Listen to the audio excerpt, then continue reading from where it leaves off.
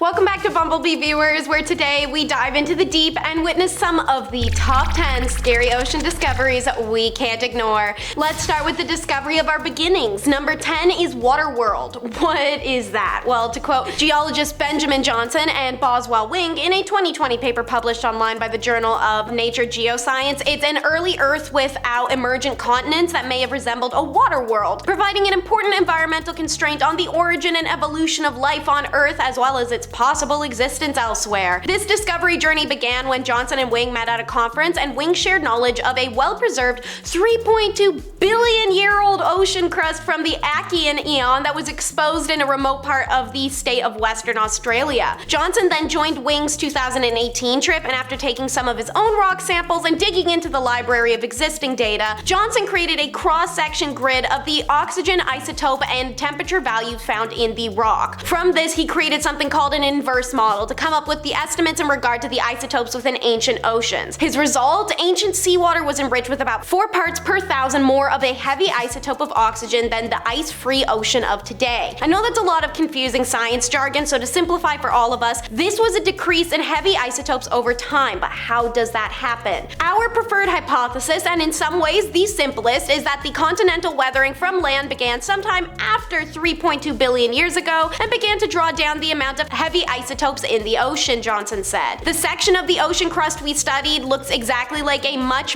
younger ocean crust, aka Earth all these billions of years ago was a water world of submerged continents. Consequently, Johnson said these models inform us about the environment where life originated and evolved. Without continents and land above sea level, the only place for the very first ecosystems to evolve would have been the ocean. Pretty sick start, right? Well, let's look at a secret that's making the ocean sick. Number 9, the human waste. It's genuinely heartbreaking to know that water is from which we came, from which we survive, yet it's the chosen territory that faces an onslaught of human destruction. Thus, why not all discoveries that come from the ocean are ancient relics and unique civilizations. Some deep sea discoveries are just ghastly. Scientists uncovered a massive underwater waste dump off of Los Angeles near Catalina Island in 2021. Hidden from the eye of the public, marine biologists had suspicions and unconfirmed sightings and reports of the waste field, though telltale footage and past records hinted at the magnitude of the last century's massive dumping campaign. The robots dropped in by the Scripps Institution of Oceanography using sonar technology to scour 36 acres of seafloor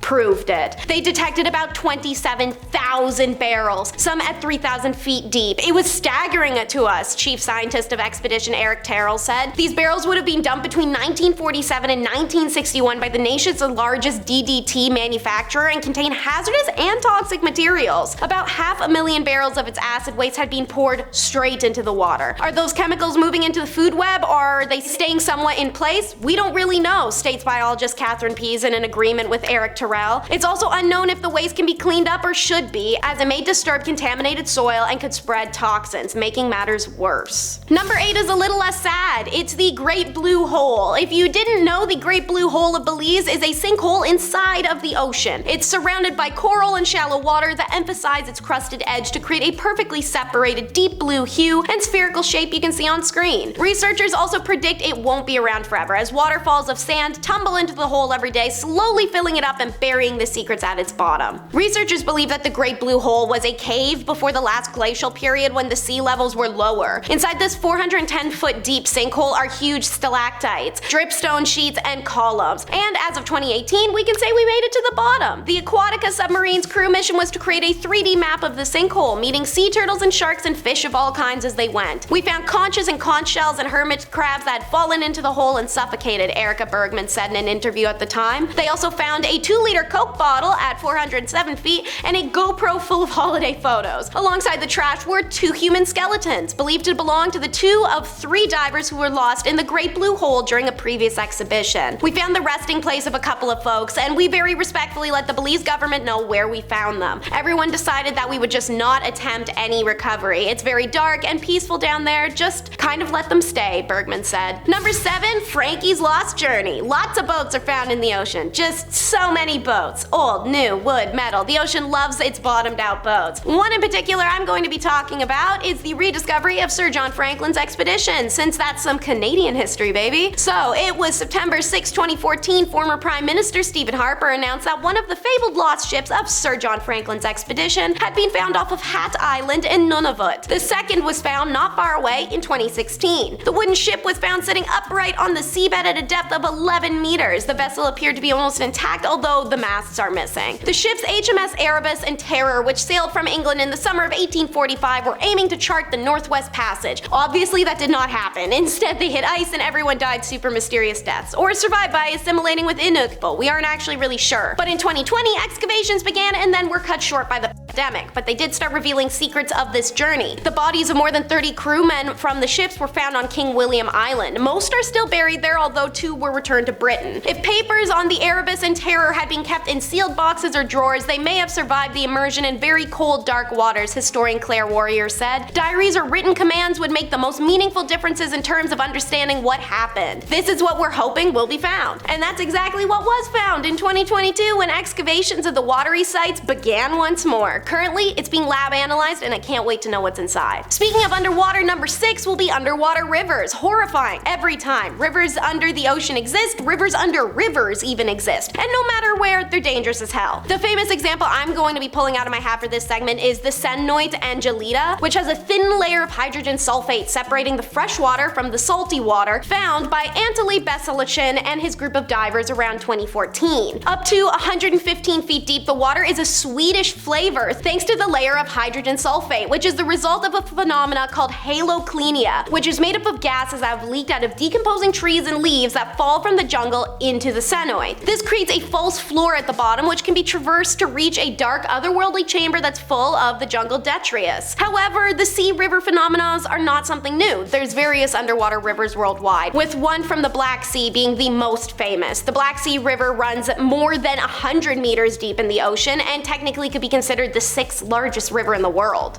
For number 5, we're heading into hot water. During the fall of 2021, deep sea expeditions in Mexico's Gulf of California, scientists aboard the Schmidt Ocean Institute vessel were marveled by vents spouting superheated fluid for over 2 miles beneath the ocean surface. Their mission was to find new or intriguing life forms, but instead they found what's essentially nature's own jacuzzi tub. The hot vents in this region, called hydrothermal vents, are especially unique. Deep sea vents, discovered only relatively recently in 1977, often emit dark, chemical, and mineral-rich fluids into the water. The visual created is like an undersea monster petrified in stone, earning them the nickname Black Smokers. But in this deep Mexican realm, the water is starkly different. It's clear, and that's thanks to the different materials and sediments coming from inside the earth out of these underwater vents. As seen in image, sometimes the hot fluid flows upwards like a reverse waterfall, which ultimately builds majestic spirals and mounds above the vent. It's the famous name on the list. Baltic Sea anomaly is number 4. Alien artifact or ancient something dumped in the sea.